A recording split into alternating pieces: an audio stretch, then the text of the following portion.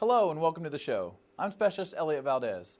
This week we bring you a special Fort Hood on Track covering the tragic events that took place on November 5th, 2009 and the moments that followed. The outpouring of support from the local and national community has been remarkable. Our Commander-in-Chief, President Barack Obama, made his way onto Fort Hood to pay his respects and to honor the fallen at a special memorial ceremony in front of 3 Corps headquarters. Theirs are the tales of American men and women answering an extraordinary call. The call to serve their comrades, their communities, and their country. In an era of division, they call upon us to come together.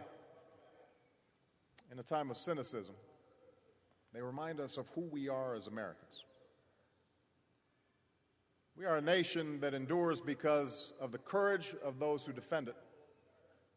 We saw that valor in those who braved bullets here at Fort Hood just as surely as we see it in those who signed up knowing they would serve in harm's way. We are a nation of laws whose commitment to justice is so enduring that we would treat a gunman and give him due process just as surely as we will see that he pays for his crimes. We're a nation that guarantees the freedom to worship as one chooses. And instead of claiming God for our side, we remember Lincoln's words and always pray to be on the side of God. To protect and serve, that's the motto that most people associate with police. In our next story, Angie Malone shows us how our Fort Hood police forces did just that when tragedy struck. It was a call heard over the radio stating shots were fired at the Soldier Readiness Center, followed by another call stating an officer was down. Last Thursday, military and civilian police officials arrived to the shooting scene right away. The first priority is security. We have to get security of the area. You can't really take care of wounded, can't bring ambulances in, can't do anything that we really need to do until we make sure we have security. So that took a few minutes to make sure that the scene was secure and nobody else was going to get hurt. So we did that first. So I pulled up and I noticed small groups all over the place. And in each one of those groups were some first responders and some soldiers. And what I realized fairly quickly was that they were tending to their buddies. They were tending to wounded and taking care of one another. The police team extends a majority of the successful response that day to having the support from the surrounding community. Harker Heights, Killeen, State of Texas, Texas Rangers, many agencies, really too numerous to list, supported us almost immediately. Every available civilian police officer was called in that afternoon, and others were recalled to duty by way of the Ready Squad. I've never been prouder of a group of people in my life. I served in Iraq.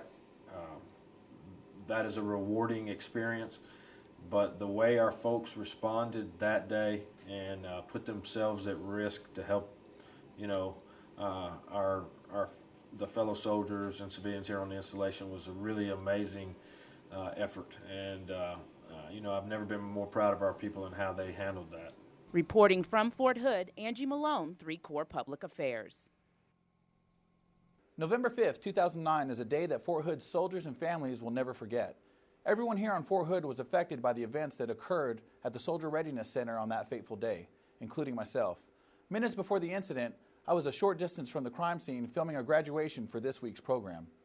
When I first heard of the shootings going on next door, my first instinct as a combat camera photographer and more importantly as a concerned citizen was to run out to the incident to do what I can, and I wasn't the only one. There was a wave of first responders and soldiers charging the scene, but I had a camera and I knew I had to capture the moment as it unfolded. It's what a journalist has to do in situations like this. As a photographer who recently deployed to Iraq, I had expected this type of situation in a war zone, but I never thought this type of violence would reach home. In sharp contrast to the violence going on at the Soldiers Readiness Center that fateful day, a college graduation was taking place at Fort Hood's House Theater right next door. Graduates and their guests didn't know the gravity of the situation until their ceremony was over, thanks to the quick reaction of some soldiers and civilians who quickly locked down the theater and let the graduation carry on. Specialist Kelly Morehouse files our first report. Graduation day is supposed to be one of the most memorable days of many graduates' lives. But the shooting on November 5th at Fort Hood will forever taint the memory of some graduates' special day. Security came by very quickly and told everyone to stay inside, keep the doors closed. There was an immediate effort to secure everyone inside. Since the building was sealed, nobody could get in or get out. There was nothing to do but proceed with the graduation ceremony. With guards at the door, 131 graduates from 30 different schools took the stage to receive their degrees. Master of Business Administration degree in Public Relations, Jeremy M. Smeller. For those that are struggling to complete their education through deployments, combat duty, and everything else, hang in there. Eventually it's going to come and you'll be glad you did it. You'll be better off for it. I present the graduates of 2009.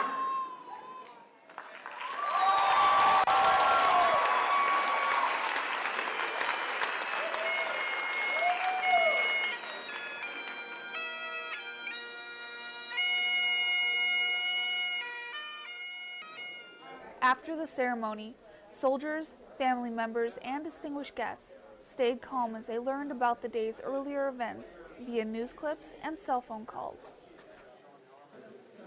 The theater buzzed with excitement when soldiers marched down the aisle with much-needed food and water for the hungry, restless crowd. Reporting from Fort Hood, I'm Specialist Kelly Morehouse, 7th Mobile Public Affairs Detachment. The November 5th tragedy marked the first time the Fort Hood Special Reaction Team had been called out for a large-scale incident. Jana Lewis spoke with Captain Jerry Staten of the Fort Hood Directorate of Emergency Services. Here's more. The Special Reaction Team is like no other SWAT unit in law enforcement. We are a different level of use of force, and the chief has to activate us, and we can be used from anything to, visits by VIPs, warrants from the Marshal Service, or any kind of other warrants that are on post that are at a felony level. Or when you have active shooters, it's normally the first responders that are going to be out there first. And, I don't want to say we're the kind of like their backup, but if the active shooter for some reason turns into a hostage situation or a barricaded subject, that's when, we get used for that particular portion of the mission. November 5th was a very different day for the team. Immediately after hearing the radio traffic that, an officer had been shot and there was an active shooter, I went back to base, I recalled the whole team back there, and we were on scene within 20-25 minutes. And normally Chief would call and push the button to activate us to say, hey, I need you. But due to the severity of the situation, I knew he was probably wrapped up and busy at the time, and I just self-deployed there, and then I met with Chief on scene and got guidance from him. When we initially got out of the van, everybody was kind of running from the scene, and at the time we didn't know whether there was still active shooting going on, and we were already geared up. We were just running to the scene. Everybody's running away, we're running towards it to try to stop anything else that might have been going on at that time. I think the training that not just my team has and that the regular patrols have gotten in the recent months leading up to this probably helped and saved a bunch of people's lives that day. From Fort Hood, I'm Jana Lewis, 3 Corps Public Affairs.